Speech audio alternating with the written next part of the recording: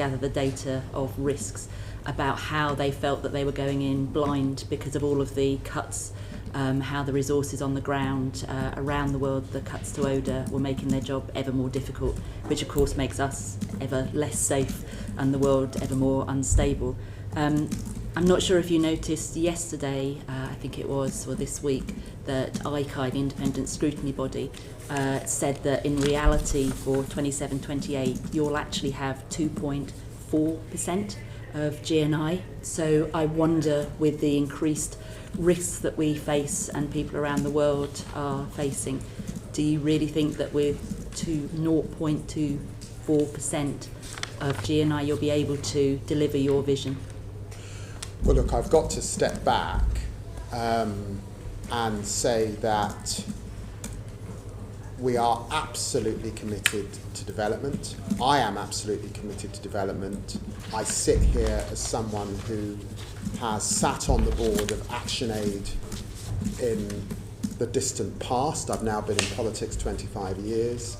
I sit here as someone who has family in the global south, and Guyana, until relatively recently, was the second poorest country in the Western Hemisphere.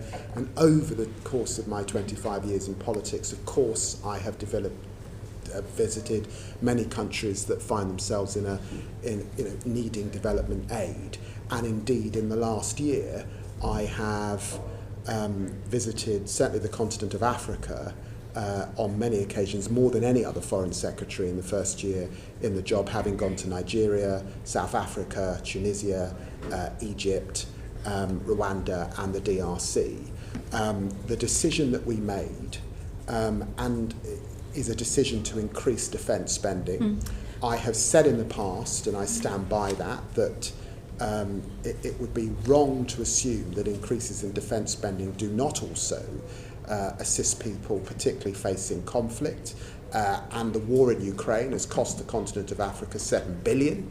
And it's also right to say that if you look at the development story, this country's contribution to the development story, going back to that period after the Second World War, then the government spend in this area is like an accordion between development at one end and soft power, between diplomacy and between hard power, of course, and defence spending.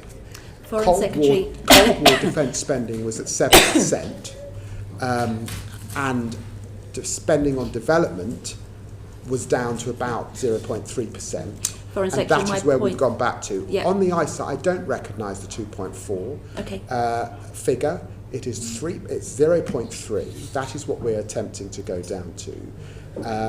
So what I'm not going to say or back up is a 2.4 presumption that I don't recognise. My point though was when you came into a reduced budget of 0.5, and you set out a very powerful vision. I mean, particularly your Kew Garden speech around climate, I thought was inspiring, and I was really excited by that. But then suddenly you're down to 0.3. So can you deliver your vision, or has your vision changed with that quite dramatic cut? And we understand the reasons why and we're not disputing the government's right to do that. I think that we are setting out a powerful vision, and we are absolutely not shrinking or diminishing our ambition for assistance. But it was always going to be the case that development needed reform. That's not just reform here in the United Kingdom, that's reform across the family of nations that we largely describe as the West, European powers that play an important role in the G7 effectively. That required reform. And clearly the UN system requires reform. I don't think anyone in this committee thinks that we're going to hit the SDGs in so many ways. We're certainly not going to meet zero hunger.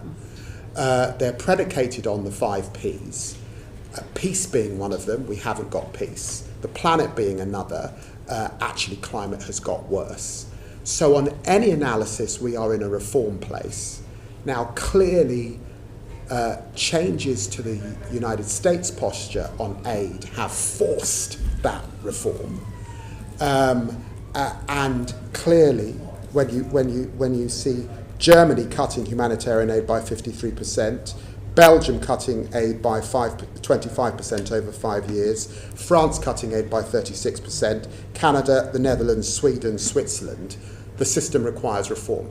Now, had we been in government 3 or 4 years ago and leading that reform, I wish we were, but we were not. So we find ourselves in the place that we are, and we have to be responsive to what countries are saying to us.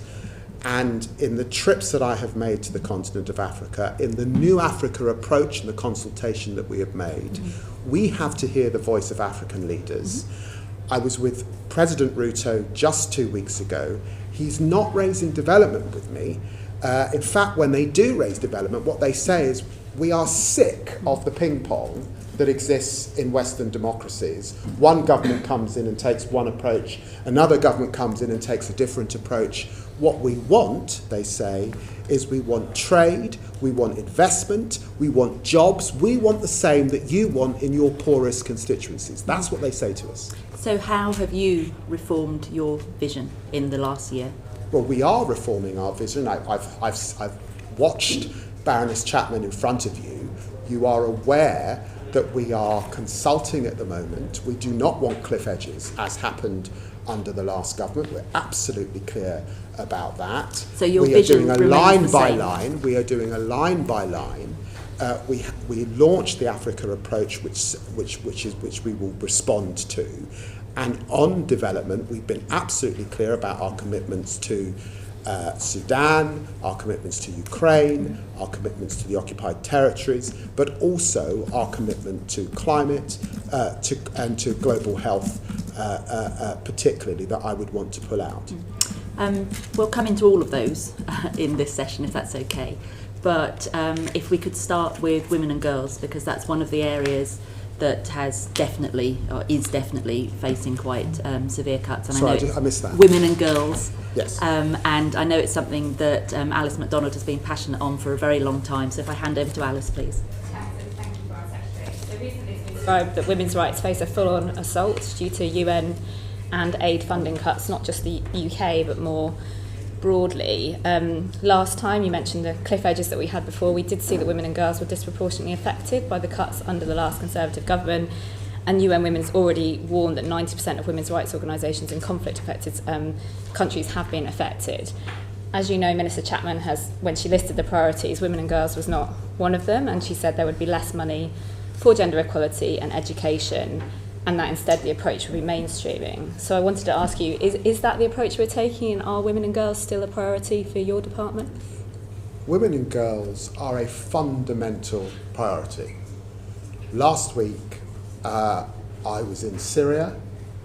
I was with poor women who are agricultural workers, and our aid is supporting them in their micro businesses. And that work must continue. So if you're in the business of development and you're in the business of supporting the vulnerable, you have to be in the business of supporting women and girls wherever they are. In Chad, the conflict affecting Sudan is effectively affecting women and girls. In Egypt, when I sat with community groups in Egypt, refugees, they were largely women and girls.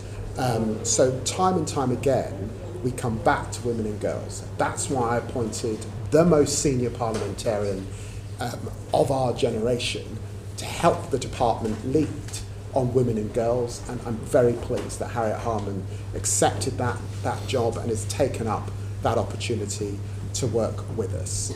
So we will continue to centre women and girls. But your question, behind your question, is a fundamental point that I've got to acknowledge, and I raised it previously. What African leaders say to me is, I'm sorry, but we cannot exist as a consequence of a ping pong in the West. And you know, all this committee knows, that very sadly, and I do find it sad, because it's not my political position, equality issues at this time in our own democracies are contested. At this time, there will be people in our House of Commons or in the US chamber or in the Netherlands or other places who do not like, they would describe as woke, some of the decisions around rights. Hang on a minute, let me finish. Never heard a woman politician say that. No. So are you saying women politicians are saying don't prioritise women and girls? Well, so what are you saying? Can I urge the chair just to let me finish the point? Well, yes, but... Let me finish the point. All right, let's step back. I think the chair recognises that on the whole, the Republican Party, when in office, stepped back from commitments to reproductive health rights. 100%. You accept that. I think you would accept also that we have elected parties who have in this country a position on rights where they would describe identity politics and they would withdraw from areas around girls, they would withdraw from areas around race. They don't accept that way of looking at it. And the point is that leaders in the global south see this and we say we don't want to be at the mercy of aid decisions that are politically motivated in the West.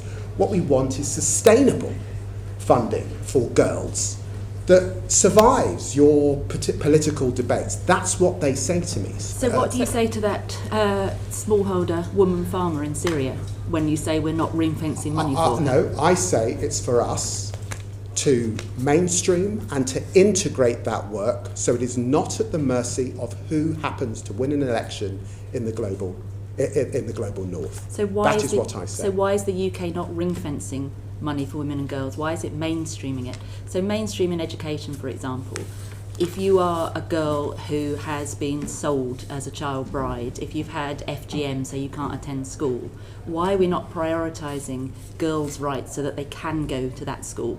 Because if you just say, well, we've built a school, turn up, that's not going to happen in a lot of places. Well, can I just push back on that point? The appointment of Baroness Harman and Lord Collins representing the UK at the UN Commission for Status of Women, underlining our commitment to this gender, is not rolling back on women and girls. In January, when I visited the Chad border and I put more money, 20 million additional funding into supporting women and girls, 88% of the refugees, women and girls, is not us rolling back on this agenda. UK funds supporting work in Gaza particularly is not rolling back on this agenda.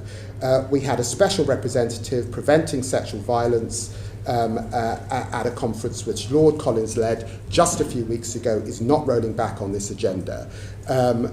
We continue to support this work, but we do have to find ways to integrate the work across all that we do to make it central and to ensure that we are working with partners, because it's not just the UK's funding. One of the things that I also want to see is better coordination right across the G7 and right across Europe to make sure that women and girls are centred. I hope that's an adequate response. Thank you. And thank you for that. I suppose I think a few of us have concerns about the mainstreaming. How will we measure it and see the impact? And you'll probably be aware that a lot of the organisations are saying programmes like What Works Too, which is really focused on tackling violence against women and girls, which obviously is a priority here, are at risk.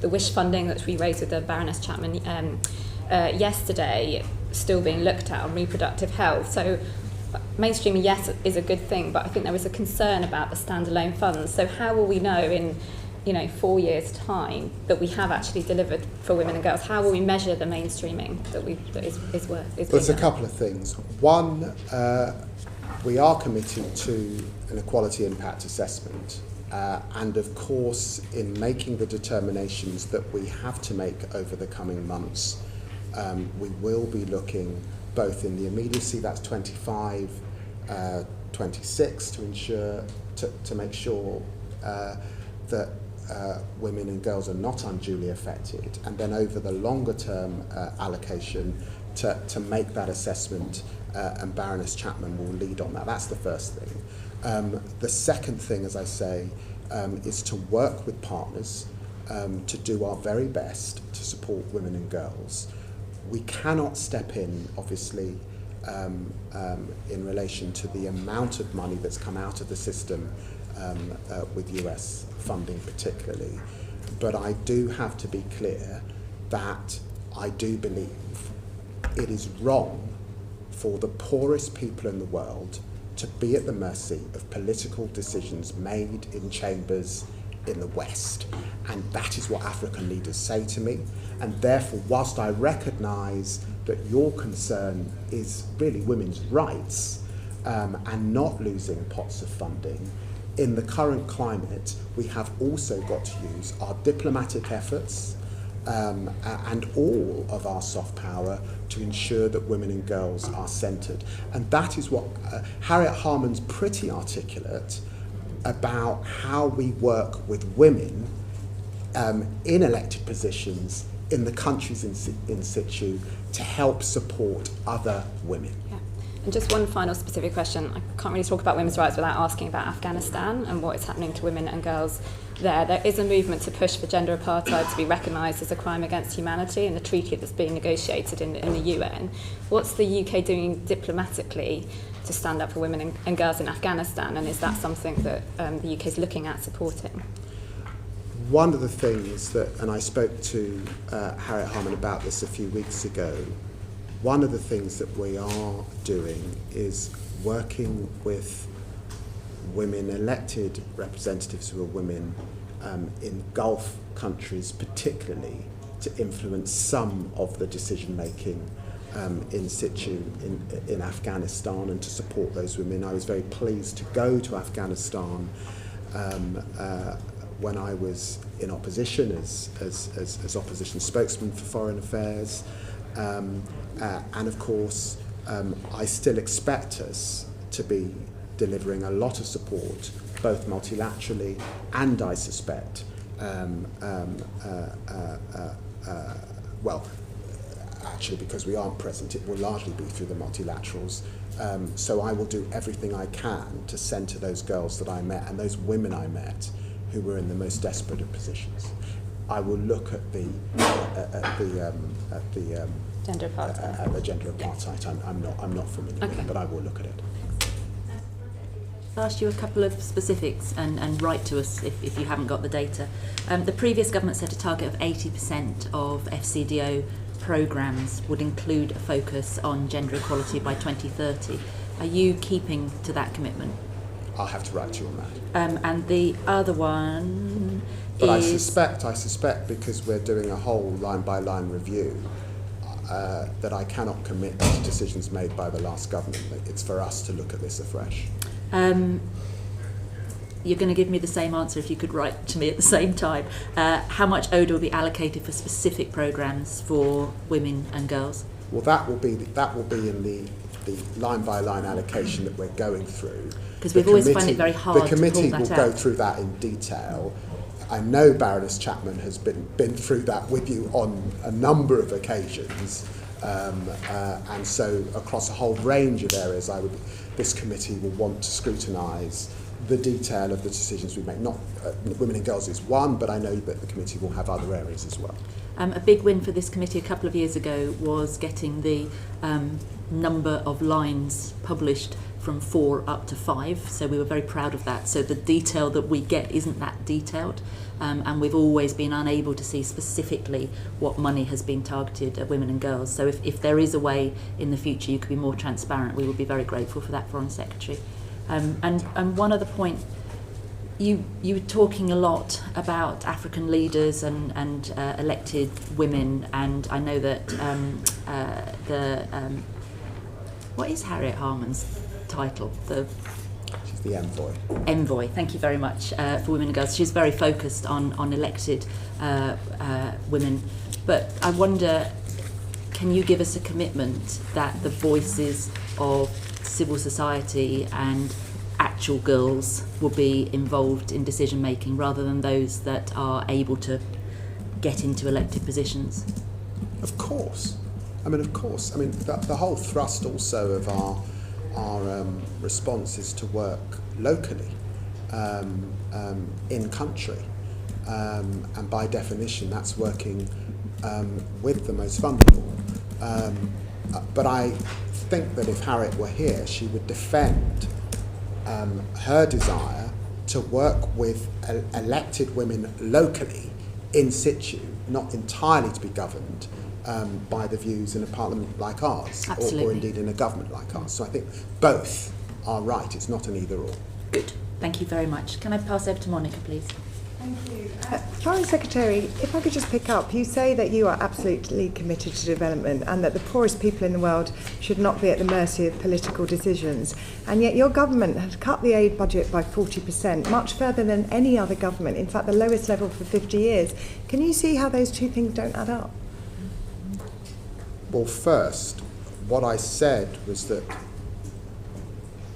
leaders that I have met in the global south are saying they do not want to be at the whim of political decisions in places like Westminster that can turn development on, turn development off, and make political decisions about pots of funding. And the example was women and girls. That's what I said. I didn't say it was my view. I said it's what I'm hearing back. The second thing I said was that if you look since development, the development story began, which is really a post-war, end of empire story, that actually aid spending has often been relative to defence spending. I don't accept the premise that defence does not keep people safe, because it does. We do have to invest in defence at this time, and I don't think there's anybody in the committee that's going to disagree with that. We are not shrinking our ambition in the UK. We do want to get back to higher spend, but we will still be the biggest global spender.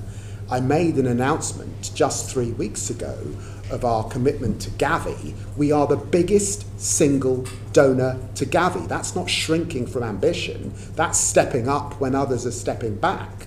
But it is the case that we've got to look across the whole arsenal of what government can do. And for that reason, we do have to reduce spending.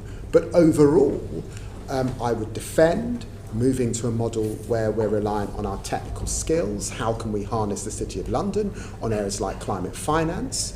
It is still the case that many of the countries to which the committee have gone to have not got sufficient health systems. How can we actually help people with the technical procedures to have their own health systems? I don't think the committee is in a place where it would be saying that Britain should be engaged in the 21st century in massive service delivery in country. We should be helping countries to service that. So reform is necessary, and I stand by the decision to reform. But yes, of course, it's sad that we weren't able, as the West, to do that a few years ago collectively. Foreign Secretary, can I come to Sudan? Sudan, I don't need to, of course, remind you that it's the worst humanitarian crisis since aid began, and there are war crimes being committed, it seems, as of almost a daily basis. Foreign Secretary, there's been one statement in 7 months from yourself on Sudan. Is the government treating this as a priority? Well, in that statement in the House of Commons, I called out the fact that right across the Western world, there has been too little attention on Sudan. It was me that went to the UN and put down a resolution and almost got that resolution despite the Russian veto on Sudan. It was me that led a statement on Sudan. It was me that went to the Chad border on Sudan. It was me that called a London conference and brought colleagues together on Sudan. So as a foreign minister in a Western democracy, I think I have stepped up on Sudan, notwithstanding the fact that we have a war in Ukraine, we have a terrible conflict, of course, Israel-Gaza, we've had Israel-Iran, we've had India-Pakistan, we've got DRC, Rwanda, there are other conflicts, but I have lamented how little attention has been paid to conflict in Africa, of which Sudan is the worst humanitarian catastrophe on the planet, which is why when I went, I committed more money, but also why at the London conference that I called, I was pleased to get the global community committing I think it was a further 800 million in financing to that terrible, terrible conflict, and we continue to keep on it because we need it to come to an end. And thank you for your efforts, Foreign Secretary. Can I ask what momentum has happened since the London conference? Because the results of it were disappointing. Well, I don't think you can describe the pledges that we got on the humanitarian side as disappointing in face of the hardship and in face of the question that I got previously on women and girls when this is a conflict. I don't think there's any other conflict that affects quite as many women and girls as this. And I've met women raped, women burned, women terribly, terribly violated as a consequence of this conflict. We continue to work with partners to try and ease that suffering. There remain questions about aid and UN presence in country, in Sudan, and of course there remain real issues in relation to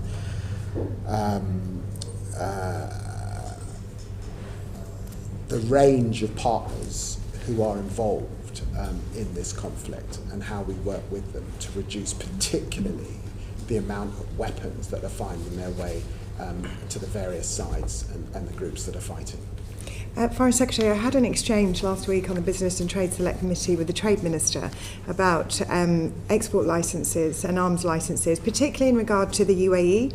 Since Sudan's war has broken out in 2023, the New York Times has repeatedly reported on the UAE arming the RSF, including funneling arms through field hospitals. And the UN panel of experts in Sudan reported to the Security Council on these allegations and found them to be credible. Given the FCDO is the DPT's key partner in reviewing arms licences, what would he make of these allegations?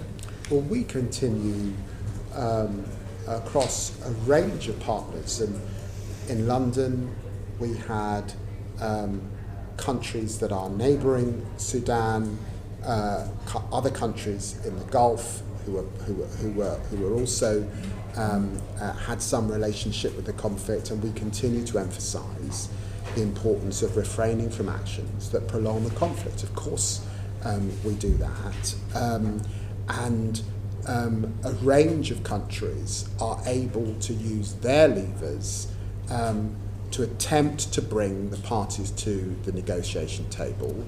And of course, I continue to press them to do that. So does it trouble you, these reports, of which at the moment we're negotiating, or the government is negotiating a trade agreement? Every aspect of the conflict in Sudan troubles me greatly. So do you believe that the trade agreement should have, and the GCC should have, a human rights chapter attached to it? And if the human rights chapter in trade agreements, where is that driven from? Is that from the Department for Trade or from the FCDO? Well, the United Kingdom is in a unique position to be able to deal with a range of partners, and I want to protect that position. And because that is how we were able almost to get a UN resolution. And I'd like to be able to work with other partners to get that UN resolution that protects people.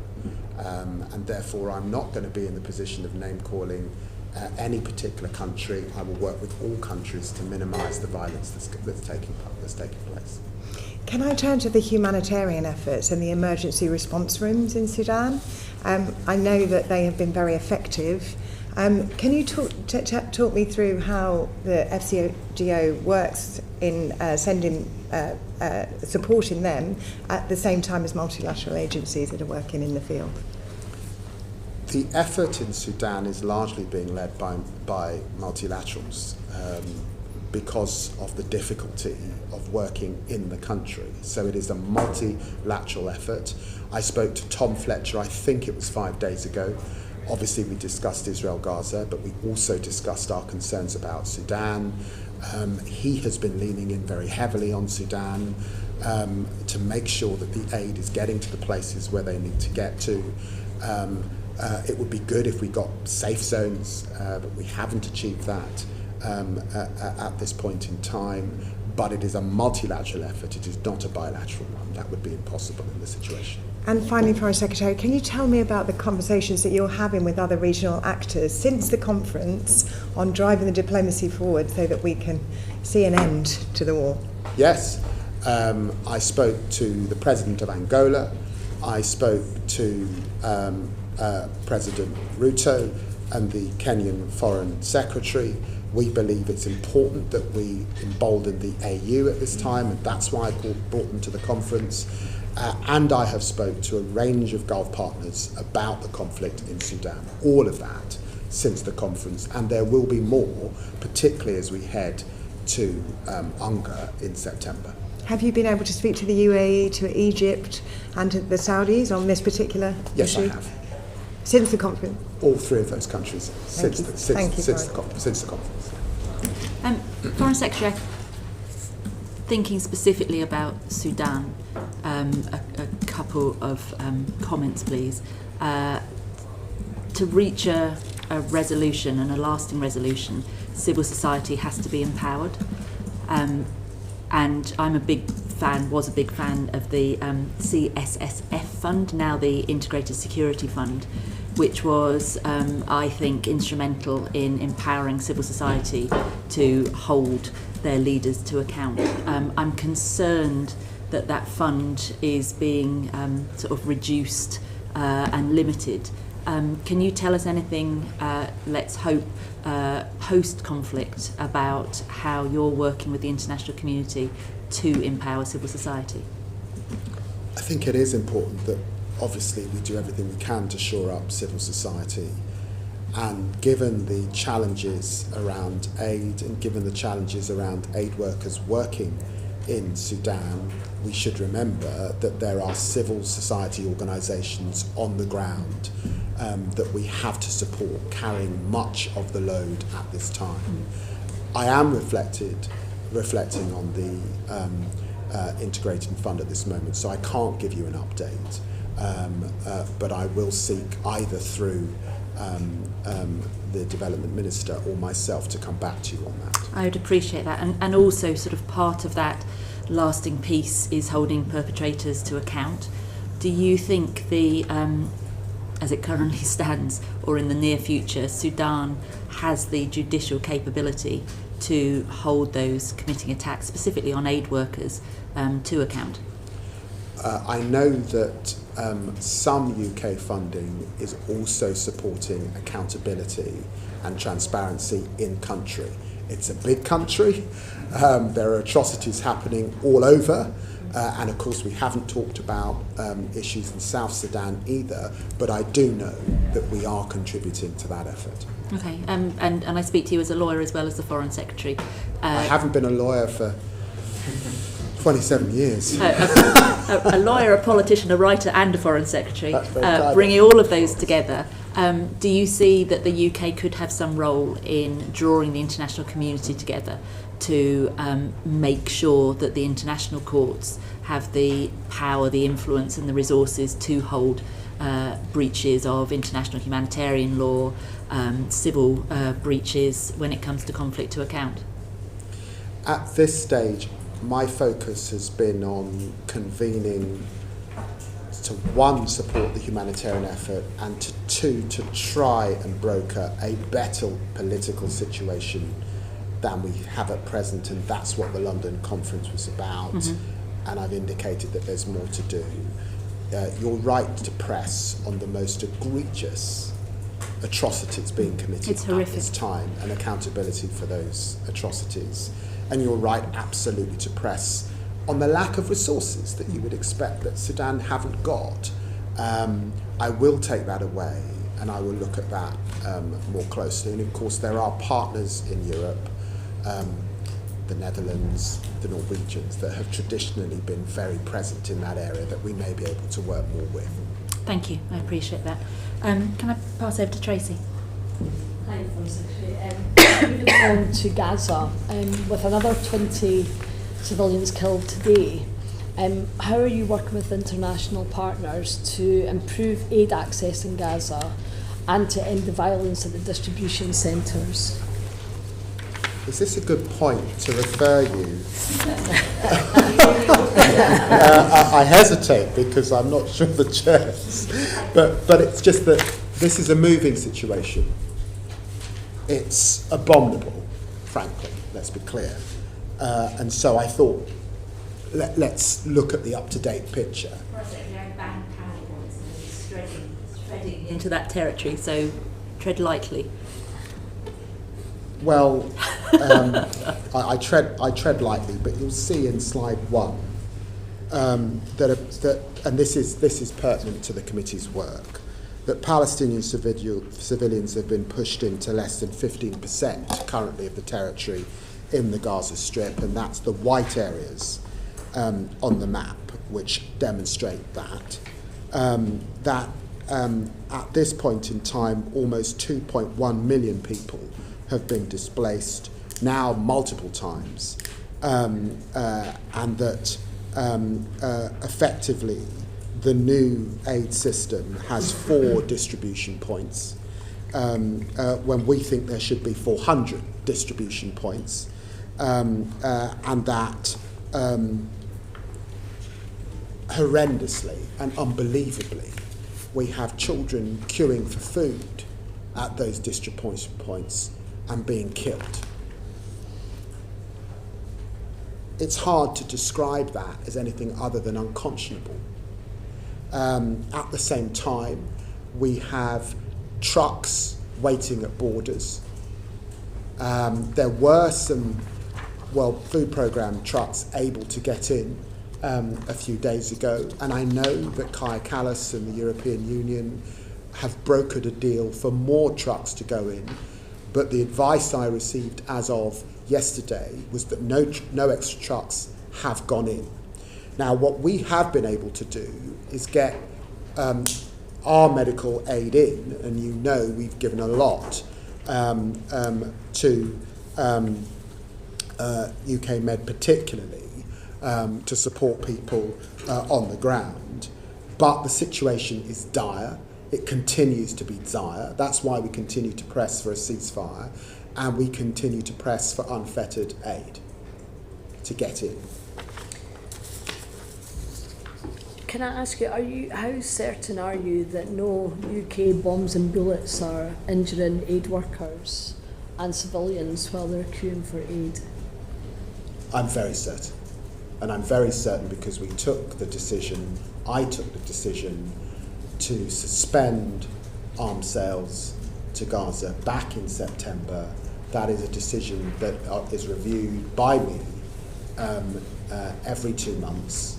The instruction then goes to the Business and Trade Secretary, and we are not sending arms to Israel.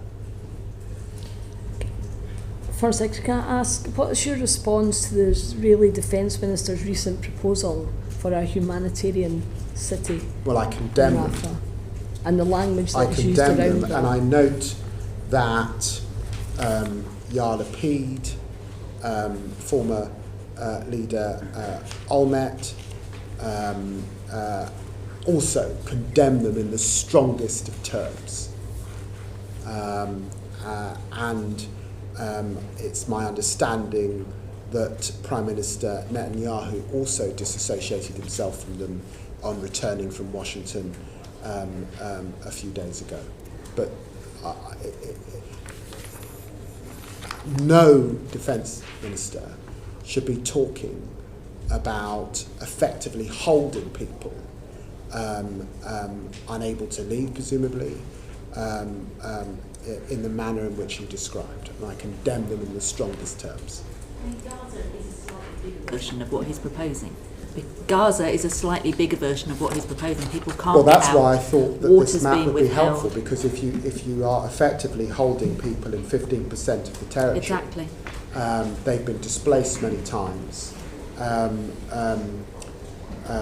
Sewage, sanitation, medical situation, starvation and malnutrition is rampant, then I think that that's unconscionable. And I think that the global community are looking at Israel and they are saying to the government, how could you possibly allow this to happen? And I support members of our own public who are calling this out, and we continue to call this out. That's why the Prime Minister led a leader's statement. I led a Foreign Secretary statement a few weeks ago. We had 27 countries that supported it to get the aid back in. All of us were hoping for a ceasefire at this point, and I think we're hugely disappointed that we had not achieved it. Aid remains an issue. The duration of the ceasefire remains an issue. And relocation of Israeli forces during the ceasefire is also an issue between the Israeli government and Hamas at this time that has not led us to a place where we've got that ceasefire. Foreign Secretary, as you said, you've been a politician for 26 years. You're politically one of the most powerful people in this country. I think your reputation internationally is strong, so you're internationally you're a very powerful person. And I just wonder, so I sit here chairing this committee, hearing the evidence firsthand. The committee's been as close as we can get to take firsthand testimony, and I feel utterly useless when it comes to this. And I just wonder, how do you feel? And is there anything else that you wish that you could do that's within your power that you're not doing right now? And how do we get to a point where this slaughter stops? I think that I've been in power or in the government a year. There hasn't been a day in which I haven't in some shape or form reformed to this most horrendous of conflicts. And of course I wish, as the country's chief diplomat, that we had a ceasefire that I have been calling for well over a year. All I can stand by is my record and the Prime Minister's record on this most horrendous of conflicts.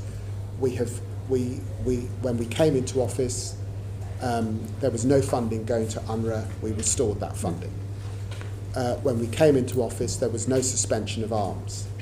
When we came into office, and sadly it still continues to this day, beyond Gaza there was horrendous settler violence. We have sanctioned those. There have been horrendous statements in relation to that by Ministers Smodrick and Ben Conveer. We have sanctioned them. We have increased aid to the occupied territories at this time, and I have visited on numerous occasions. We've signed a memorandum of understanding with the Palestinian Authority.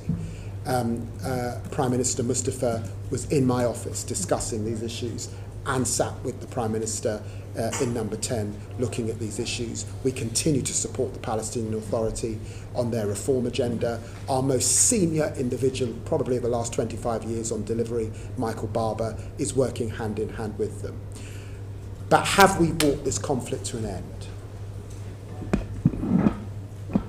It saddens me greatly that we have not, as an international community, been able to bring this conflict to an end. And does it make me, I'm getting emotional talking to you, as the father of 3 children, looking at the images that all of us see on our social media of children maimed and killed. Of course it affects me. I'm a human being. But in the end, it is the work diplomatically, to try and bring this conflict to an end that I have to be part of. Can the UK do that unilaterally? No, we cannot. Have we got to do that with partners? Yes, we can. And we continue to lead and work with partners, as you saw a few weeks ago. But is it desperately frustrating? Of course it's frustrating. Is it unconscionable? Yes, it's unconscionable. Is it an abomination? Of course it's an abomination. The ceasefire needs to happen. The aid needs to get in. The hostages need to get out. We have been saying that time after time after time. And it's reprehensible, some of the language that we're seeing from senior politicians in Israel, like Minister Katz. Thank you. I've got Monica, then Tracy. You want to come back on this? Sorry, then Sam, then Tracy, then James on this particular point. Foreign Secretary, you made the point that I was going to make, that the public are watching and they want the British government to do something, and I appreciate what's been done already, but they want you to do more. Now, there are things you could do. You've sanctioned Ben Gvir in Smotrich. You could sanction Katz, who's advocated for the aid blockade and for the 20 new settlements in the APT. It is not true to say that UK weapons are not going into Israel. Components of F-35s are. So at what point do we stop that? And when are you going to recognise a Palestinian state? There is more that can be done. On your first point, you know that I can't comment on sanctions that are under consideration, but you have heard my statements about what has been said by Minister Katz, and you will have heard my statements previously about Ministers Smotrich and Ben Gvir, and then the subsequent decision that I took. That's the first issue. On the issue of recognition, this is an important issue. We believe in this country, and I think it's a cross-party position, to stand up for two states. The Palestinian cause is a just cause, and it is important that we recognise. The question is when and how. And of course I recognise that that's a subject of debate and discussion, and we are working, of course, with our French and Saudi Arabian partners. They were going to have a conference. It did not take place because of the 12-day war with Iran. That conference, I understand, is to be reconvened on the 28th of July, but it's not yet at the leaders' level, and they're indicating that will be delayed in September. But of course we continue to work with them. Ms. Harding, I suspect that you stand by the work that our country has to do in relation to conflict in other theatres in the world. I suspect you would not want us to send direct parts for F-35s to Israel, and we are not doing that. But I also think that you would not want us to not participate in the supply pool to the whole F-35 programme across the world. There are partners, particularly in Europe, that we would not want to undermine, and it's for that reason that we made that decision, and I'm pleased that that was upheld by the courts just a few weeks ago. That's it for 4 questions. You mentioned the children of Gaza a moment ago, and recently I, along with some other MPs, met with a British plastic surgeon who just returned from there. He showed us video footage and images that I'm afraid I will never forget of the suffering of Gaza's children. As you know, tens of thousands are orphans, and many of them are dying because they're not able to receive medical treatment. To date, just 2 children have entered the UK for medical treatment. And I understand that there are complexities around this, but I know that I would be happy to take a Palestinian child into my home. I'd be happy to help fund their treatment, but we're not able to without the power of the state behind it. Is there not more that we can do for the children of Gaza? Well, we have supported the Hope charity and initiative to bring children to the UK. I am happy to do more if those requests come in, and the UK is obviously doing a tremendous amount in situ with UK Med. There have been 500,000 consultations delivered as a result of British taxpayers in situ since January 2024. You'll remember there was the most horrendous outbreak of polio, and we sponsored the polio vaccination scheme again in country, and we've helped just under 500,000 people to receive essential healthcare in country. I don't want to suggest that with hospitals bombed and lots of aid not able to get in, that people aren't experiencing real medical emergency second by second, minute by minute in Gaza. But we are doing a lot in the medical space particularly, and will continue to. And if there are more children that we can work with Hope and others to bring in, of course we will do that. Thank you, Foreign Secretary. Just reflecting on some of the things that you were saying, I don't think any of us would doubt your passion to try and resolve these issues. We went up to Scotland just the day actually that foreign aid changes were announced, and we met a Palestinian aid worker up there employed by Oxfam. And she told us that when it came to FCDO diplomacy, lots of warm words, lots of hard-working people, but she felt like the FCDO has lost its confidence and lost its clout in light of Afghanistan and I guess the legacy of Iraq and Brexit. Is that a view that you would recognise? Well, I think that in the last year I've been on the business of reform. We've got a workforce programme to 2030 to give us the best capabilities. I've listed the things that we've tried to deliver in relation to Israel-Gaza. We've had a successful EU summit. Tomorrow we have further good news with our partnership with Germany. Last week we had good news with our partnership with France. Our partnership with Ireland has been renewed. By the way, we want to do more with Ireland on the development. They're a great development nation and we can partner with them in areas to support work together. We've launched the Africa approach. So yes, after the botched merger between DFID and the old Foreign Office, after Brexit, after Afghanistan, it's a matter of record that morale was low within the Foreign Office.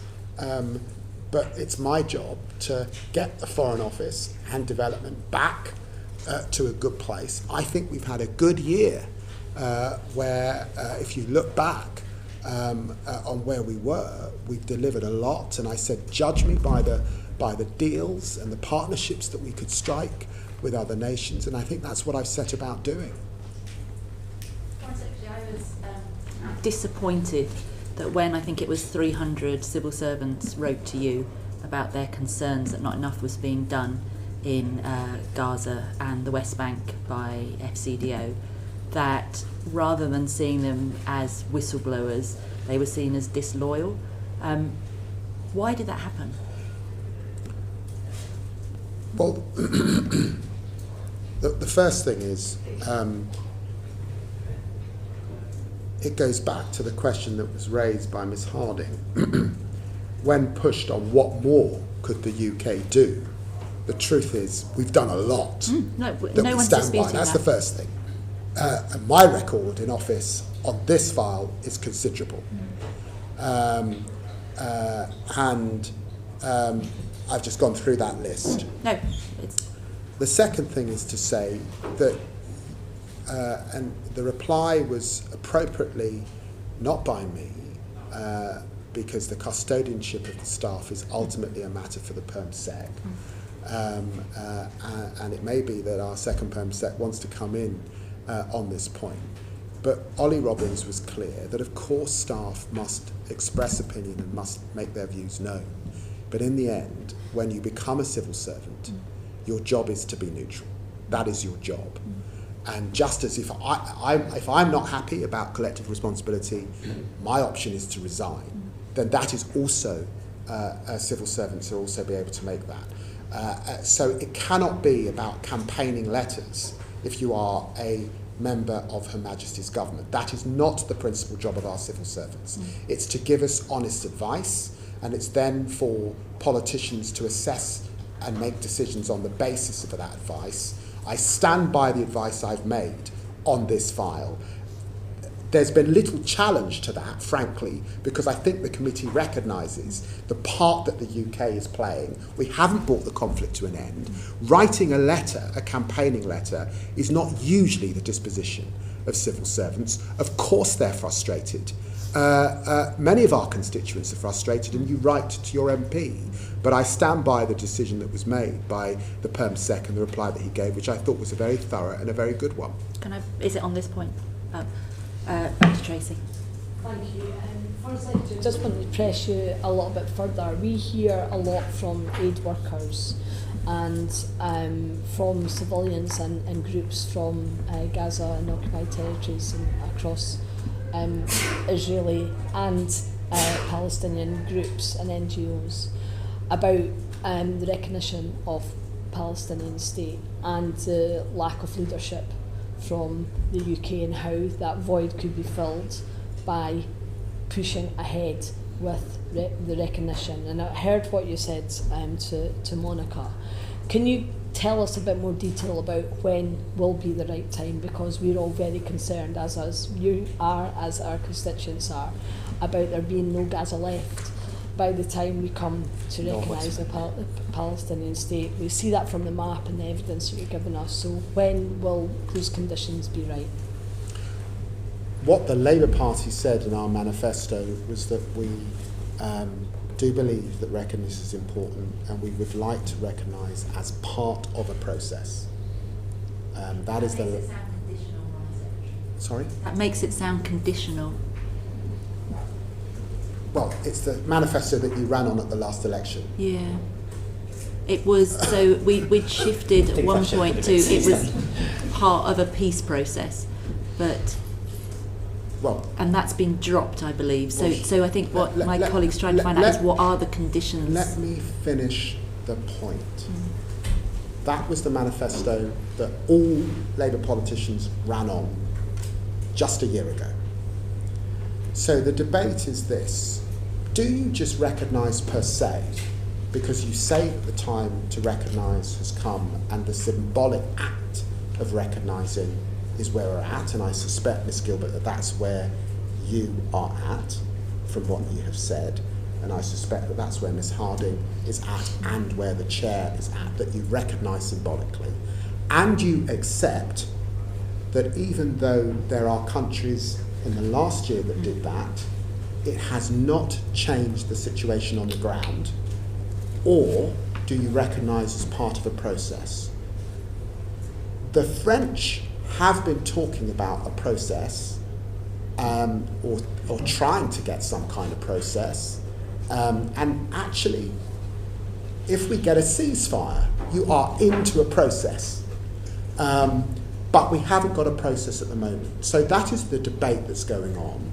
And you will appreciate that when we're talking about the UK, we're talking about a permanent member of the UN Security Council. That's why we are in close dialogue with our partners in France. And of course we would like to have a process, because we would like actually to change the situation on the ground and tip it further towards two states. But I recognise that there are some who believe beyond the process the time has come.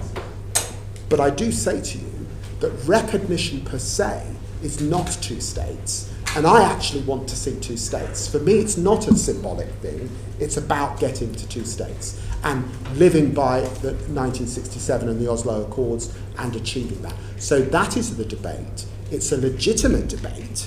And there are people on either side of that. Just for the record, it's not for me about symbolism, it's about hope for the Palestinian people and what they have told us when I was on a visit to Israel and Palestine, and it's about leadership from the UK. So for me, it's not about symbolism. I absolutely accept the point that you make, and for decades prior to being in this place, I've also campaigned for a two-state solution. But I think there is more that the UK could do, and I hear your point about diplomacy and what that looks like, but if we cannot get to a point where the Israeli government are willing to have that discussion and have that ceasefire, then how do we push that process forward from a UK perspective? Well, let me be clear, no country has a veto on our decision. It's our decision as to when to recognise and how to recognise. But I'm simply making the point that get the two states.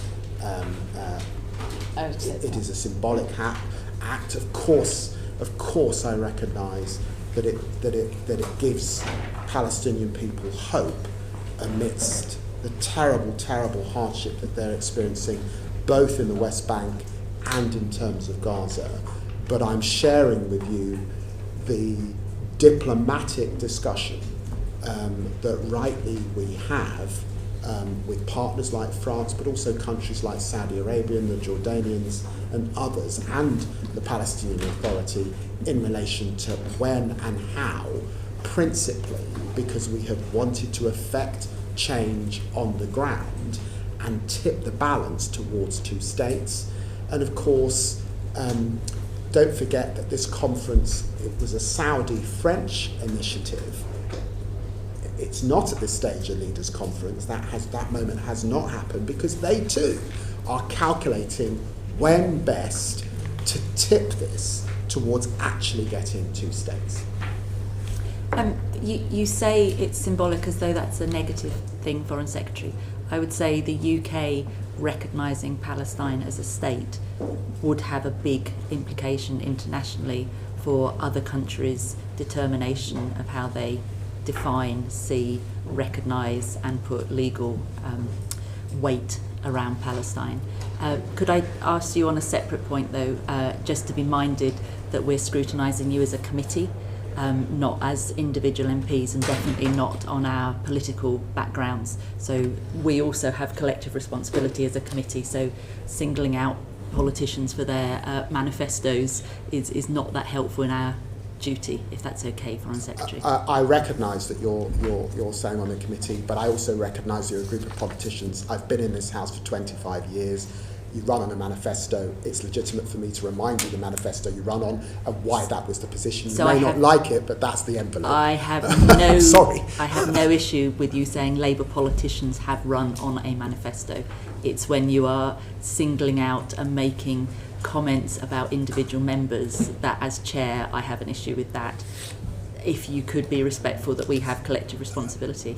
Committee chair, I've served on committees. I am being respectful. I am simply referring to committee members by their name. Your names are all around you. I'm being polite. That's great. I'm sorry you don't like it, but that's how I've I chosen to. have no issue whatsoever with you using our names, but on our names it doesn't say our political parties. So if you could direct to the committee, that would be great, or an answer to their question, that would be great. Thank you. Well, you've made the point, and Thank you very I've much. made my reply. Thank you. Thank you. James, over to you. Thank you, Chair. The committee recently published its report on international humanitarian law, protection, not permission. I wondered, has the Foreign Secretary had found time, appreciate very busy, found time to look at that report at all? I haven't found time to look at that report. So what the report notes is that when it comes to international humanitarian law, there appears to be a trend where there is levels of trade-off. So you will have one country or one party that is seen to justify breaking international humanitarian law themselves because there has potentially been the previous party has broken that international humanitarian law as well. In other words, it's becoming a bit of a race to the bottom. I just wondered whether the Foreign Secretary recognised that description and wondered what exactly the UK is doing to make sure that international humanitarian law is held to the highest of standards. Well, there is a race to the bottom. When aid workers are being killed in the numbers that we're seeing, there's a race to the bottom. When children are being killed holding out their hand for food, there's a race to the bottom. I took the sober decision on the basis of our export licensing regime that I did believe that there was a clear risk that international humanitarian law was being broken in the context of the conflict in Israel-Gaza. And of course it's the case, we haven't talked so far about the conflict in Ukraine, but of course it's the case that big countries decide that they're entitled to march into smaller countries, that is a gross breach of international humanitarian law. And that it's also the case that it sends a signal to other countries that they might do that. So, for example, Venezuela decide that they should march into Guyana and take over the Essequibo. So I recognise and totally would agree with the sentiments of the committee in relation to international humanitarian law. I think that it is also the case in Geneva and in New York in terms of our ambassadors there and the work that we are doing across the multilateral system, that we are doing everything we can to stand by that international humanitarian law architecture, to stand up for the rules-based order, but I recognise that we're doing that in a very challenging environment. And there are other UN Security Council members who take a different view. And there was the 3 British people that were killed in the airstrike on the World Central Kitchen aid convoy in April 2024. What progress do you think has been made within the region through diplomatic efforts when it comes to humanitarian aid workers' protection? Not sufficient. I met with those families. I have called on the Israelis to properly investigate. I've called on the Advocate General to do the job that I think he should now do in relation to that terrible, terrible act that killed 3 British nationals. Further aid workers have been killed since then, and some of them within the last few weeks. So the situation is horrendous. And progress? Do you feel like we are making progress diplomatically at all?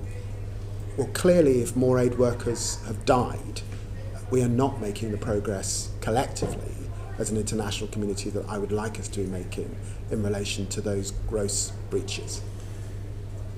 Okay.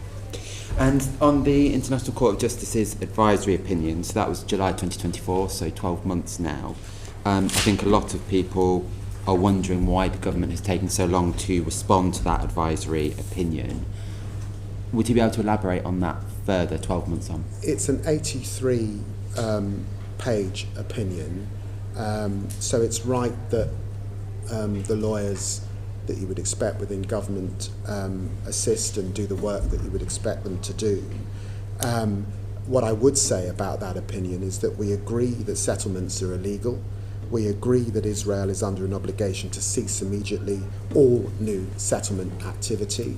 I have condemned time and time again both the violence and the massive expansion that we've seen in the last year. We fund and support organisations on the ground, by the way, in relation to transparently helping us understand the nature of that expansion. We agree that we must distinguish in everything we do between Israel within the 1967 borders and illegal settlements in what is now the occupied Palestinian territories. We agree that Israel should bring an end to its presence in the occupied Palestinian territories as rapidly as possible, and we agree that when it's happening in the West Bank, it's completely unacceptable. Foreign Secretary, can I just push you a little bit more on that? You agree that all of those things are unacceptable, but the Geneva Convention requires states, I quote, to respect and to ensure respect for IHL. However, contrary to the views of the ICRC, the government argues that this does not require the UK to ensure respect for IHL by other states, which would seem to go against what the Geneva Convention is saying. So I wonder...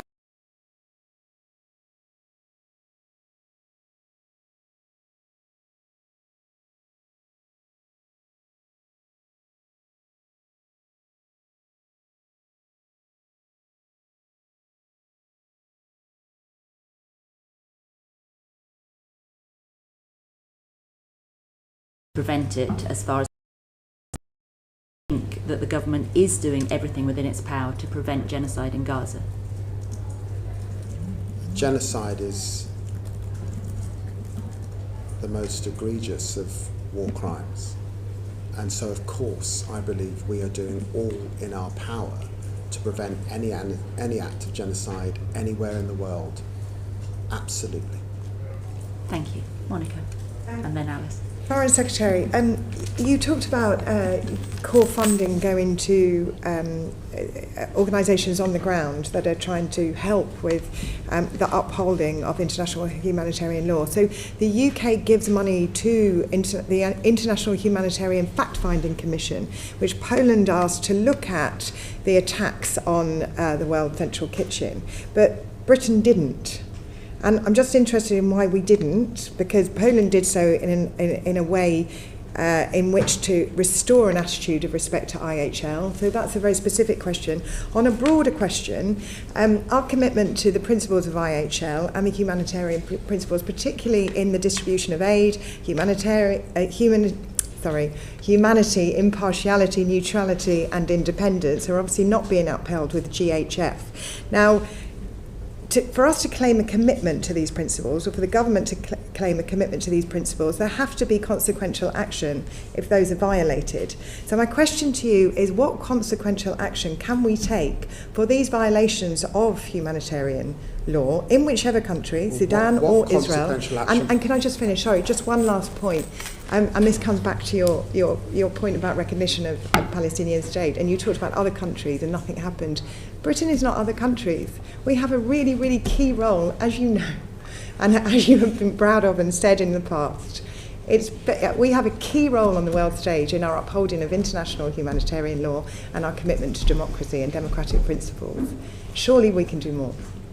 What more would you like? I've already laid out what we could do in Israel. That's only some of this. But my question is to you, Foreign Secretary. What do you think we should do? Well, otherwise, as you said, it's a race to the bottom. I do think the Foreign Secretary has answered that. But if you want to come back with more, Foreign Secretary. Well, that's the point. I listed all the things that we have done. I think the implication of your question is that it's not sufficient. I think the implication of your question is you'd like us to recognise. I think we had a lengthy debate about recognition. And there are clearly views around the table, and you've expressed yours. Ms. Gilbert has expressed hers. I've explained the balance that we are weighing. I've sensed some frustration from some members, including the committee chair, in relation to that. But I'm not sure, that's why I put it back to you, what more, other than that, would you like us to do? Because I am certainly satisfied that we've met our obligations under international humanitarian law. I'm not satisfied, and I have said that in the strongest terms, with the behaviour of the Israeli government in relation to aid, in relation to the treatment of prisoners, and in relation to expansion and violence on the West Bank particularly. I have also conveyed that and taken action in relation to that. Sorry, Alice. Thank you. I just wanted to ask specifically about the Gaza Humanitarian Foundation, linking the last two questions that we have. Obviously, reports that hundreds of people have been killed trying to access aid, and including recently aid workers as well. I know you have said at other committees that you, of course, don't support the approach of the foundation, but can you tell us more about how we've been raising those concerns with both the Americans and the Israeli government? And also, are you concerned that it will set a precedent for how aid could be delivered in other contexts, for example in Sudan, if it becomes semi-militarised? So 2 questions on the specifics and wider implications about what that model might mean for the future. Well, in a way, this goes to slide 2 that is in front of you. And what that infographic shows is that there are 443,000 pallets of aid at the borders. Shelter, medicine, water, sanitation items. Over 136,000 pallets are still in Egypt. More than 130,000 pallets in Jordan. In excess of 120,000 pallets in Ashdod, and a further 505,000 pallets in the West Bank. Nearly 3,000 trucks waiting for dispatch. We are in disagreement with the Israeli governments about why those trucks are still waiting at borders. We believe that those trucks should have gone in, and we believe in the last ceasefire we saw the sorts of volumes that are required in relation to aid and distribution. We disagree with the new system, which is why we continue to support the UN system, and why I spoke to Tom Fletcher once again to give him my support this week.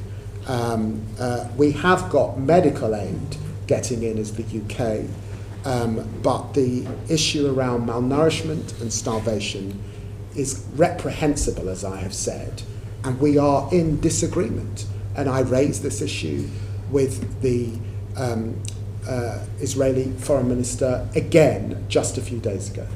And are you worried it might set a precedent for the future? Well, it mustn't set a precedent. Yeah. It must not set a precedent. This is out with of global norms and rules that we all signed up to after the Second World War. And that's why this is so egregious and so unconscionable. It is a staggering situation that we're in, Foreign Secretary. Are you in negotiations with the Trade Secretary of State about potential further trade sanctions that we could do? Because I don't know what is going to stop these Israeli actions, and is trade sanctions on the table?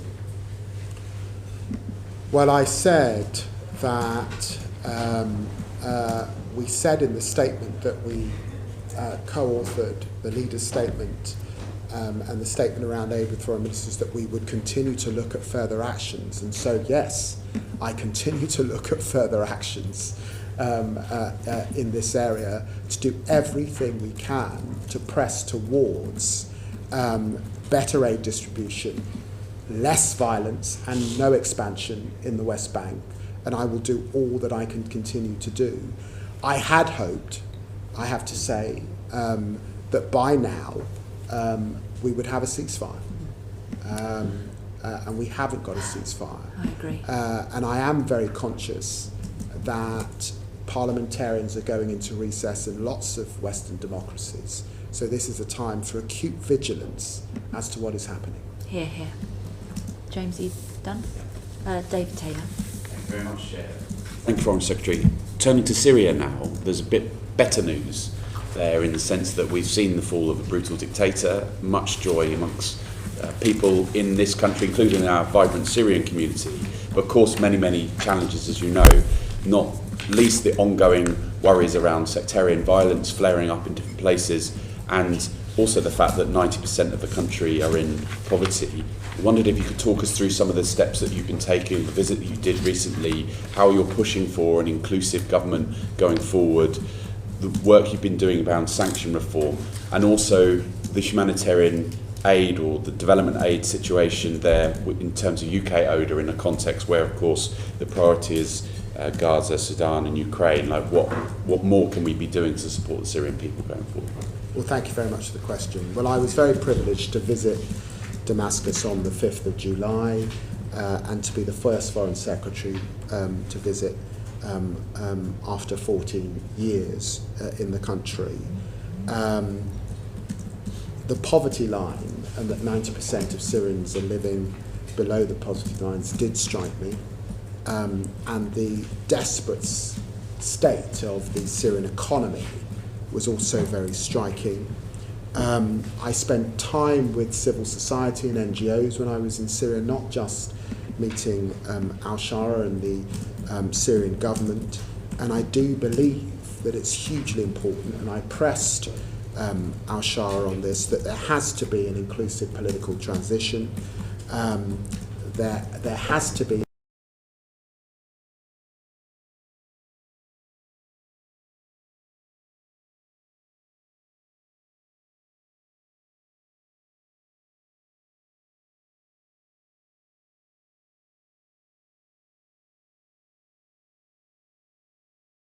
that accountability, which I had put to al-Shara. We are, of course, wanting to support the Syrian economy and the Syrian people at this time, wanting to encourage the government towards greater inclusivity. So I was very pleased to be there.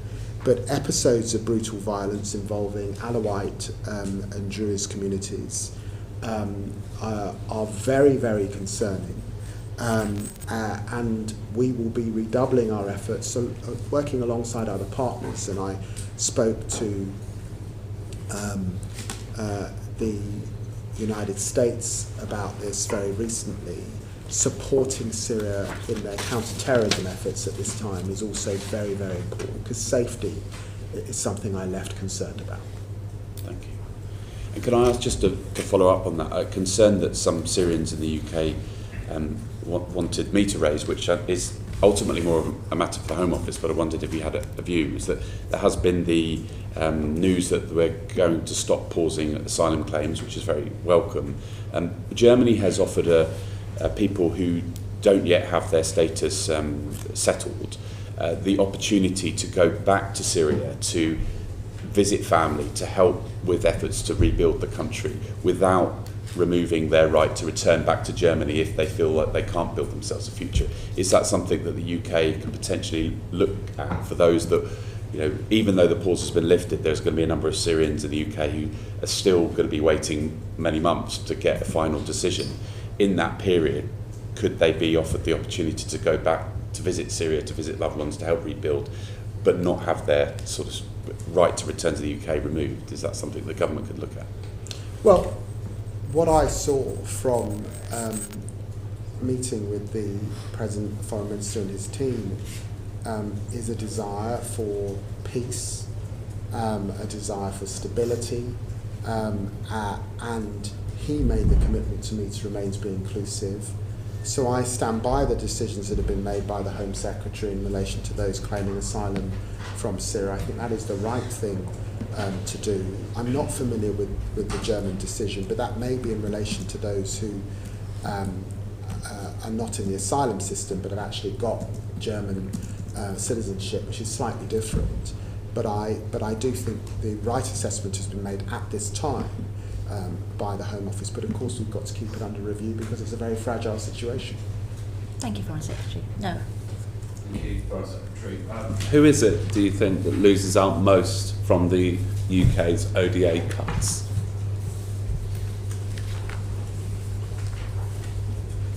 In what sense? Distributionally. We are taking a huge sum of money that was, and it will no longer be. So who are the losers in that distribution? We will still be the sixth biggest spender in development. That's the first thing. And the second thing is I've said that there will be an equality impact assessment done, and that is what will tell me those that might be affected, and of course I can act on the back of that. And do you have any early concerns around that's stemming out of that work? Around particular groups, women and girls, for example, particular countries, anything that's leapt out at you so far in that work? Well, we are committed to the multilateral system, so there will be decisions made bilaterally where we will be withdrawing. But I do think it's important when we think about development to recognise that what we can do at this time is also grow the amount of technical skills we're supporting countries with. We want to play a big role on the multinationals on which we're on the board. We can do a lot around finance, particularly. So there's lots of ways that we can continue to play a role, and we've got to be better coordinated across the Western family at a time when I listed the countries who are also making changes to their development aid. So we've got to work together with others so that we're each playing a part, but we will still be the sixth biggest spender, so we will have a significant role to play.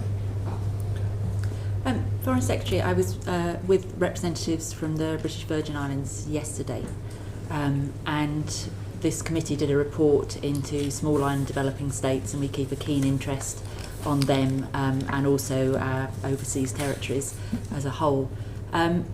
One of the frustrations that they have is, whilst they know the answers to the problems that they're facing, they don't have a platform like the UK does on the World Bank, for example, on one of the, you mentioned a lot of the big multilateral organisations.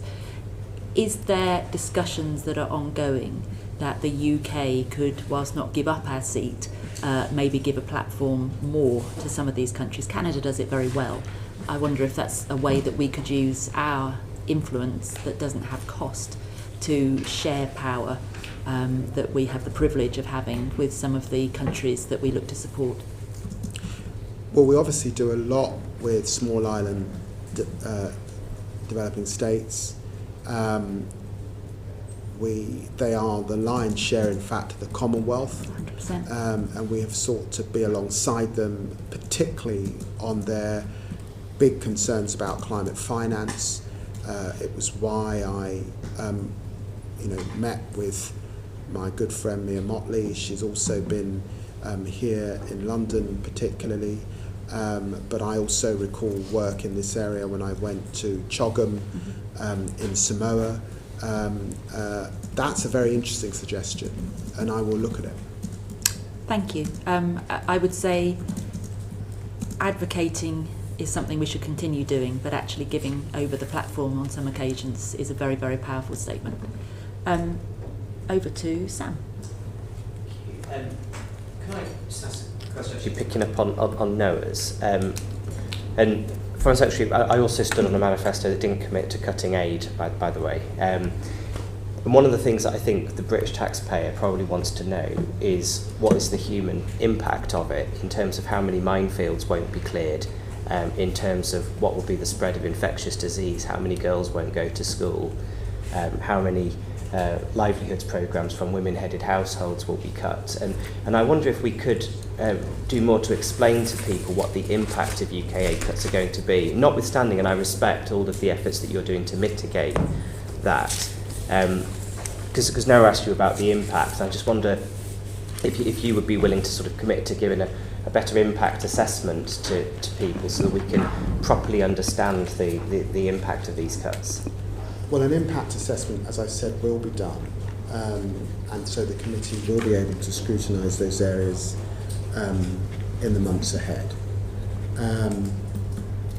But I do want to push back slightly. It's economic growth that lifts people out of poverty. That's what lifts people out of poverty. That's what's lifted, I think it's just under 1 million people out of poverty in China. It's what's lifted people out of poverty in India. And actually, surely the journey is for countries to transition out of development aid. So that's the first thing. It's also preventing people from getting into poverty in the first place. But it's economic growth that delivers that. It's jobs that deliver that. That's what African leaders say they want to me. They want jobs for their community. And we are very committed still to humanitarian aid. We will still be a big humanitarian aid partner. We will still play a massive role in the multilateral system. I announced the decision on Gavi. We are hosting the Global Fund with South Africa. But I do want to say that it's economic growth that delivers for people. We haven't talked about the work of BII and private investment that also delivers opportunities for people and will continue over the months ahead. And I also stand by the fact that actually keeping people safe, defensively, and hard power delivers for people and keeps people alive. So there will be an equality impact assessment. Of course, I accept that we have stepped down, or we will be spending less money over the years ahead, but we've made a commitment to get back to higher spending. We will still be the 6th biggest global spender, and we do need to reform the system, and I've set out how I think we should do that, and Baroness Chapman's been before you and also set that out on a couple of occasions. And just quickly on the actual cuts to the FCDO budget as well. The Foreign Affairs Committee was told that you're expected to reduce headcount by 15 to 25% in the next 4 years. How much do you forecast these redundancies are going to cost? And will they come from the FCDO budget allocation? Well, we got a transformation fund of 216 million to help us change the department. We got a zero-based allocation at the spending review. Now, that is in the end about ensuring that we have the right capabilities over this next period. And I want capabilities around tech. I want better economic capability. We actually lost quite a lot of development capability, and that's why we advertised for 200 development experts to come into the department. We've got to have the right capabilities. And I did take the view that the department was quite top-heavy. We have a lot of director generals, we've got a lot of directors in the department, and I was concerned that there were good middle-ranking civil servants who, at the moment, are subject to a promotion freeze. And sometimes you've got to free up people at the top of the organisation who are paid a little bit more so that those in the middle can move up and be paid more alongside the decisions that we're hoping to make about capability particularly. So that's what we're trying to achieve on the 2030 programme, and I'm confident we will achieve it. And it's informed also by the reviews that I asked to be undertook when I came into the job to inform the sorts of capabilities that we need over this next period. And talking about capabilities, what do you think the impact will be specifically on development expertise within the FCDO? Well, I've said, has already taken a hit I've said with the merger. we're increasing development expertise. We've just advertised for 200 jobs to get in experts. They're coming into the department as we speak. So we're increasing development expertise that was lost under the last government and replacing it and bringing it into the department. Thank you. Thank you. David Reid. Thank you, Chair, and thank you for actually being with us today. So, you had 14 years in opposition, you've been in post for a year now. What we've seen throughout the year is you reduced ODA spend from 0.5 down to 0.3, but I'm still not hearing any cohesive vision for where you want to go. Now, you said you'll go do a line-by-line scrutiny and that this will be coming out in the next couple of months, but I'm still not hearing it. What's been happening for the last year? I think to follow on from that, what we do know is that a significant chunk of that money that will be left will be going to the Home Office to be spent on asylum hotels. What view do you have of that being a cast-iron commitment? We've obviously heard the announcement from the government that it will be ending by the end of this Parliament. What process and what equity will you have with the Home Office to make sure that practice does stop? Well, I've got to refute your first question in terms of what we've been doing over the last year. 15 million children this year have been immunised. We've just pledged 1.25 billion to Gavi. On women's and girls and on women's rights, over 100 countries we've been channelling 56 million. Foreign Secretary, we've been over all of those figures. On climate and nature. I've spoken to the Minister responsible as well, people, and there is no cohesive vision. You gave the impression that nothing was happening this year in your question. I'm not saying that, I'm saying there is no vision. Well, I've set out the vision. We haven't heard it. Well, I haven't heard it from the previous Minister either. Well, I listened to Baroness Chapman, and I think she did give a strong vision. She said that we are moving from donor to investor. We will be investing in the technical skills that countries say that they want from us. For example, when I was with President Ruto a few weeks ago, he was thanking us for the work that we've done to encourage better trade between countries in Africa, and he thinks there's more that we can do. We are not departing from obligations on health, and clearly Britain's a leader on health. Here's another problem. Can you That's understand? a vision. Can you understand how difficult that is to communicate to the UK public about how their taxpayers' money is being spent? Well, you'll appreciate that sadly, when you look at public attitude to development, it has not been in a brilliant place. That's not under this government, that's under the last government. This is the point I'm making, Foreign Secretary. You've had a year to come up with this vision. You had 14 years in opposition to come up with this vision. All we've seen is a reduction, and going to the question now around asylum hotels, a large chunk of what is left is going to the Home Office. Well, you know that we inherited a situation that we did not support, where a lion's share of development spend was being spent in country. Since we've come to office, less money is being spent in country. My colleagues in the Home Office and led by Yvette Cooper have been able to reduce, I think, from 83% to 77%, am I right? So we said that it's going to go down to 0% by 2029. So what's that process? Can I finish the point, please, Of course. Mr. Reid? We have reduced the numbers in a year being spent on hotels that we inherited from the Tories. We've reduced the numbers, and we've got a deal from the Treasury that means that we now have stability in the development budget, and we will not be affected by decisions made in relation to hotels going forward. That's what's been achieved under this government, because the last government did not put it off. So how's it going to happen? How, as the FCDO secretary, how will you monitor that with the Home Office? Well, the thing I'm principally concerned with is that my budget is stable and it's not affected by paying hotel bills in this country. I've pulled that off. It's also the case that the Home Secretary is absolutely committed to reducing the number of asylum seekers in hotels. She has brought down those numbers in the last year. She's got more to do. And as she does that, do you expect the Foreign Secretary to go back to the Treasury and ask for increased funds? Of course you do. And yes, I'll be knocking on the door, if that's the implication of your question. Okay, so the follow-on from that then, so this will be split equity across the FCDO and the Home Office. People that do come here illegally, where will they go? Sorry, following on from that. So at the moment, if people come here illegally, they are put in hotels, and that's paid for through the ODA budget, which goes to the Home Office.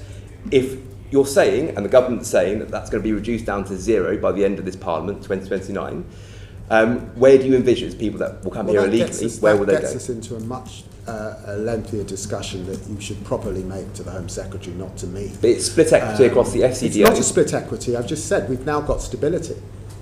Okay, I would disagree heavily with that. That was the deal that I got in the spending review, because the last government did not strike that deal. I got that deal to give ODA spending stability, for us not to be at the mercy of asylum spend. I got that deal. But yes, it is the case that the Home Secretary now has to reduce the numbers. That's a big job, but she's done a great job in the last year. But the people who come here illegally are coming from international countries. So how does the FCDO not have equity in that process? Well, I've also, if you're asking about wider FCDO equities on migration, of course we play a big role on returns, and we are attempting to increase returns. Countries like Pakistan, returns have gone up in the last year. I announced earlier on this year migration sanctions. We'll be coming forward with that very, very shortly. There's work that we do upstream that's come up briefly. I've seen great work in Egypt, in Tunisia. When I talk about economic development and the work we can do so people are prepared to stay in country, that's an important role that our diplomats and development experts play in my department. So there's a lot that we contribute to this agenda to bring down the numbers. Yes. Okay, and so final question on that. So the number will go down to 0% in asylum hotels, and the approach that you just laid out will make sure that no one comes here illegally anymore and that no one will be housed here. Is that your points? So purely on return deals and working upstream, that's going to be enough? If I may, Mr. Reid, I think the implication of your question is a soundbite. I don't think it is. This is a very serious issue. I don't think the government's saying that there will be 0 people. Okay, so where will the people go then? That's not what I'm saying. But you know as well as I do that we have brought the numbers down in the last year. You know that the last government left a bloating bill that was rising. You know our commitments to deal with irregular migration. You know the responsibilities that my department has in relation to returns, in relation to work upstream. I announced migration sanctions and I've brought stability to the department. I think I've done a good job in the last year. There is more to do, and that will be led from the Home Office. And I'm sorry that you're feeling a bit raw about the last government's record. No. I would be if I were you as well. Foreign Secretary, if I can just reconfirm that our role is to scrutinise ODA, and I think we're drifting slightly off ODA. Any more questions? It's a big ODA spend, so I think it's very fair to ask these questions. And it's fair for me to be robust in reply. Any more? Alice and then Monica. Application, I think we all recognise we were left with a pretty terrible legacy in the backlog in the hotel, so I do recognise the costs are coming down. One thing I haven't been quite clear on now that the FCDO has moved to the spender of last resort is if the numbers come down and the spend on asylum comes down faster than expected, does that money definitely come back to the ODA budget? Like, what's the agreement on that with the Home Office or Treasury? It doesn't automatically come back to us. The price for stability is that I accepted that it wouldn't automatically come back to us, but I have made it clear to the committee that I would be making the case for increased spend, and making the case for increased spend, particularly in relation to development. You have that as my commitment, and I think you would be, and I would hope that any future Foreign Secretary, that was their undertaking, and they sought to do that. And you heard from the Prime Minister when we made the change following increased defence spending that we were absolutely clear that we were not departing on our commitments to development spend. We do want to see it rise as the fiscal circumstances allow, and so of course I will be making that case in future spending and fiscal occasions. Monica? Foreign Secretary, on what you've just said, the commitment therefore by the British government to ODA, overseas development spent overseas in 27-28, as ICAI have pointed out, is 0.24%. So it's not 0.3%, it's 0.24. That's the projection. I saw this yesterday and I just don't recognise those numbers. I think ICAI are having to make a call on how they see refugee numbers rising or falling. What I'm going on is that the Home Secretary has brought those numbers down in the last year. I recognise there's more to do, but I'm standing by my colleague and her commitment to reduce the amount of asylum seekers in hotels. Monica, thank you. Brian. Foreign Secretary, back to development, if I may. Tackling climate change has been named as one of the 3 priorities for UK ODA spending going forward. What will this mean in practice? Well, I remain committed to the vision that I set out in my Q lecture last year.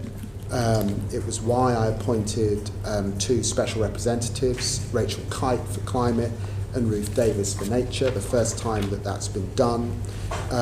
It's why we signed a guarantee to the Innovative Finance Facility for climate in Asia and the Asia Pacific particularly, to unlock 1.2 billion. It's why the PM announced a very ambitious NDC for 2035, an 81% reduction in emissions, because we do want to encourage other countries to do the same. We're excited about COP. I had a fantastic breakfast with Rachel Reeves, the Chancellor, Steve Reed and Ed Miliband, with our finance leaders, because there's more that we need to do on climate finance. We've also set up the Clean Power Alliance, the partnership with countries across the world as they race to clean power. All of that remains ambitious. We are not diminishing our ambition on climate and on nature. Thank you, Foreign Secretary. On a related matter, in a letter from your predecessor to the IDC back in April 2023, it was stated that UK funding for WASH had dropped by 56% from a high of 206.5 million in 2018. Before the recent announcement of the reduction of aid spend to 0.3, WASH funding was said to be down by 85%. As perhaps one of the most cross-cutting of aid interventions affecting not just health, but women and girls, education, food security, and indeed climate change amelioration, and so much more, where does the Foreign Secretary see UK aid support for WASH going in the future? I can't comment on specific allocations because they're not yet determined.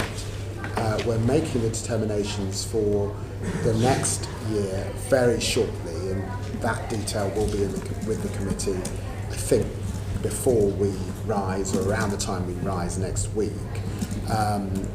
So I recognise the concerns, but I don't want to stray so far as I start giving specific undertakings for. I mean, other schemes have been mentioned, for example, WISH. That I understand why the committee is scrutinising, but I can't give that undertaking at this point. Thank you, Foreign Secretary. Thank you. Foreign Secretary, the last government made some very bold and indeed welcome commitments around climate finance. I think it was 11.6 billion. I didn't at the time understand where that money was coming from, but in your breakfast, were you able to persuade the Chancellor that using money to try and mitigate climate risks and empower countries to build their own resilience was a good investment? Well, the ICF is hugely important. The 11.6 billion was an important commitment, and I want to do all we can to continue with that funding. We're obviously coming to the end of that cycle, but I'm satisfied that we will be continuing to be an important leader on climate, and particularly on climate finance, and that's why I was very pleased to be with the Chancellor on this issue, and I hope as we get to October also, and Washington DC, I hope I can play a bigger role alongside the Chancellor to absolutely play our part in relation to climate finance. Everybody is saying also, with changes that they're seeing in the United States, that the City of London is the place for climate finance. We recognise that, and therefore there's more that we can do. And you spoke earlier about BII. Is encouraging BII to take an active role in, I don't know, blue bonds, green bonds, different forms of climate finance? Is that something that you're in discussion with them over? It is something under consideration. And one point, I actually got clarity. I couldn't understand why, and I'm a big fan of BII, even though they might not think that, why they got quite a considerable uplift when other areas were getting reductions or being cut. And you were talking about the shift from being a donor to an investor. So I'm assuming that, and you were talking about economic growth is the only way out of poverty. So I'm assuming that that's why they got the uplift. But BII tends to invest in middle income countries, and it tends to be the more stable countries that are able to take that sort of investment. Is there still a priority in your mind for the poorest of the poor, that we will be supporting them to get close to being in a position that they could take economic investment? Well, actually 60% of their portfolio is in Africa. Yes, that's right. I announced a 50 million Africa Resilience Investment Facility specifically for low-income countries at the G20 in South Africa back in February. And just two statistics that have stood out to me that have really affected me. Despite all that's been spent on development by the Global West, 50% of Africans still do not have access to electricity. Exactly. And so you've got to ask, could we have done more in the past in relation to finance and energy? And I think the answer is yes, as a Western community, to alleviate that. And certainly should we be doing more in the future to bring that down. And it's still the case that only 3% of climate finance is available to African economies. So that's why I also say, and the committee has pressed this morning, as I understand it's your right to do, and I would if I was sitting on the committee. But, let's be clear that if 50% of Africans have not got access to even electricity, for all that we're attempting to do in education, for all that we're attempting to do for women and girls, how does that affect women and girls? Profoundly. There is more to do, and that is why when African leaders say, no, what we want from you is economic growth, please. What we want you is to support us with jobs. What we want you to do is do UK, thank you for what you're doing on trade in Africa, but could you do more? I get it. I absolutely get it, because the answer must be that we could do more, which is the new model that we're moving to. When Mr. Reid asks about vision, that is the vision. Technical skills, better support on energy, better support on climate and climate finance. That is what the continent say they want. Economic growth, the same that we want for our own constituents. You'll be very keen to read our forthcoming report on community energy. And we have been really impressed with some of the micro businesses that have benefited from having their own source of energy. But one of the comments that we keep on getting is BII, other development institutes, the scale of their investment is to such a point that it rules out a lot of those little sort of start-up businesses and locations and areas where really we're talking tiny financial investment to enable them to sort of get their egg business off the ground. So if I can urge you to also be looking at the poorest of the poor and the initiatives that we can be doing, whether that's bilateral or encouraging the multilaterals to do more. It seems, whilst difficult to find the investments for BII that are ready and that meet their terms, there are many, many tiny ones that are not even getting a look in on that stage. So anything you can do, Foreign Secretary, I'd be hugely grateful That's for. why this new African Resilience Investment Facility is so important. It's a 50 million fund, so it's specifically for those micro businesses that has been established. They're doing great work in South Africa, but I think that I do recognise, and the committee will recognise, that we should be very concerned, despite countries travelling out of ODA recipient status and becoming middle-income countries or less developed countries, there are a group of countries, particularly in the Horn of Africa, countries like Chad, like Sudan, countries in the Sahel like Niger,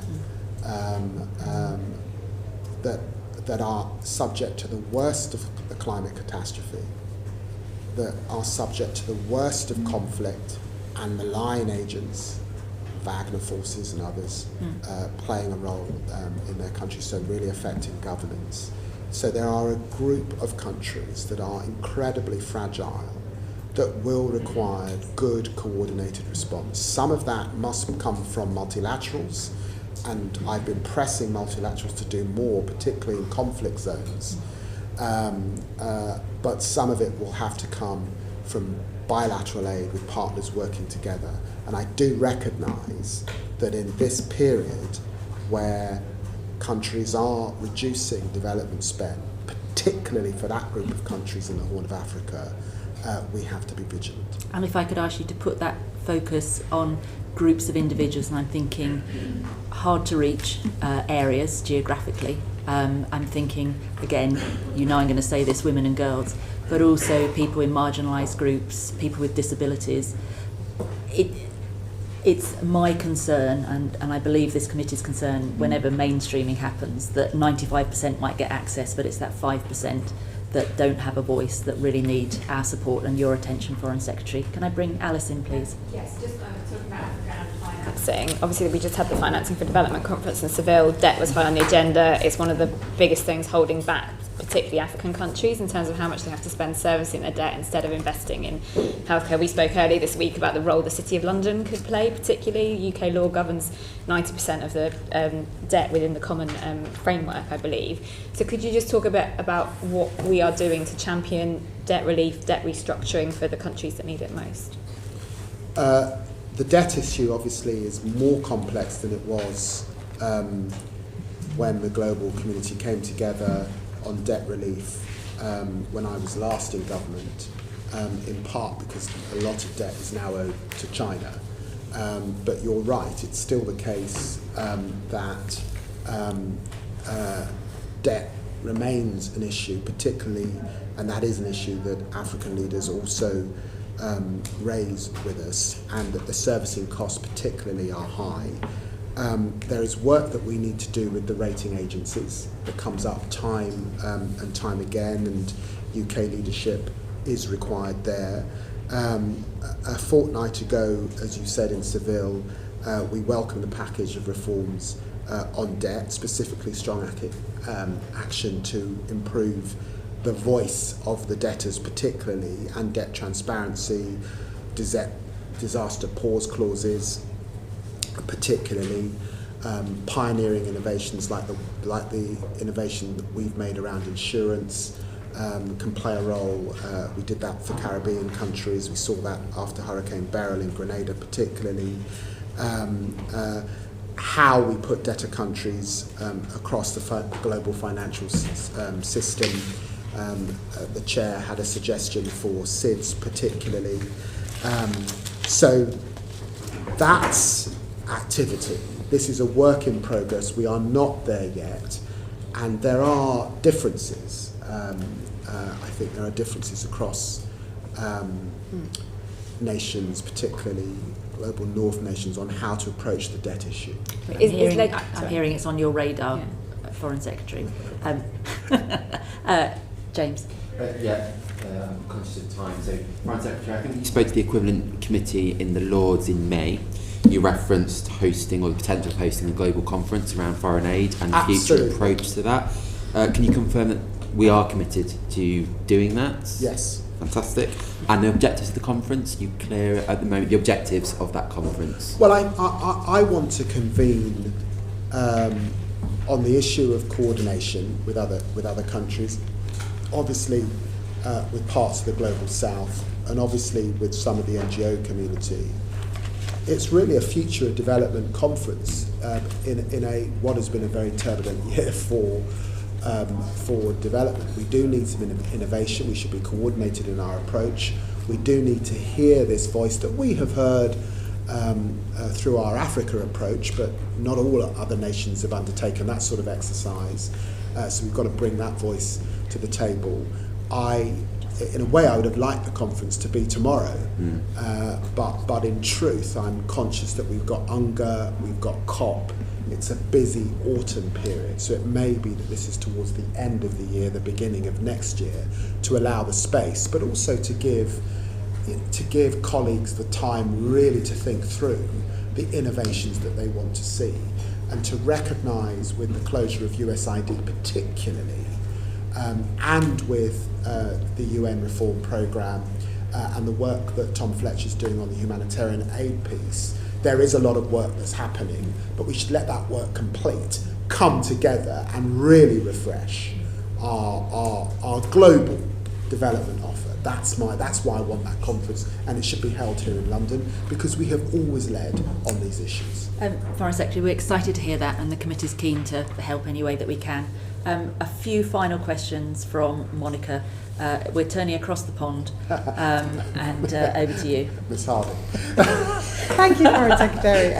What has concerned you most about the very significant cut in US development spend?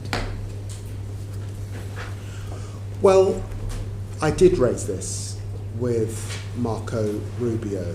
He was at pains to emphasise to me that that they would be looking at these issues through US national interests. He was at pains to emphasise to me most recently the work that they've done with Rwanda and DRC, for example. Yesterday I was speaking to colleagues in the US about my concerns about extremism in parts of the Horn of Africa. This has been very disruptive to the global aid community. That's a concern.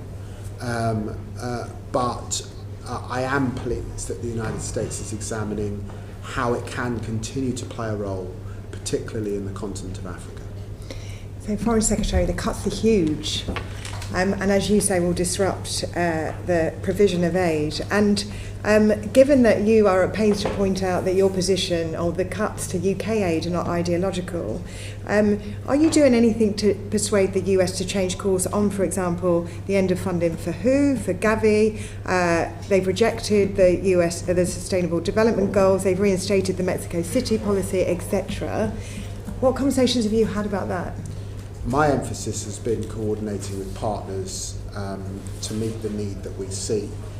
We will not be able, even as partners, to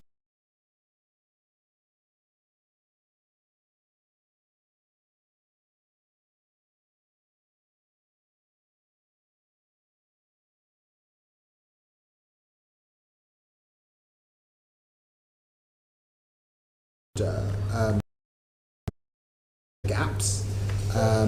So of course I've made those representations, but I am confident when you see the US in areas like Somalia, as I said, the DRC, Rwanda, playing a role, that we will see funds coming back into the system, but they will be coming back in a different way.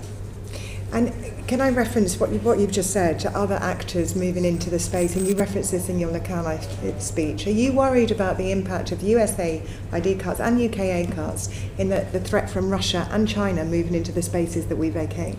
Well, to be fair, China's Belt and Road Initiative started a long time before decisions made on USID. That's been a journey that's been happening for most of my political career, to be fair. And look, of course there's always going to be a role for superpowers in relation to supporting the poorest wherever they are.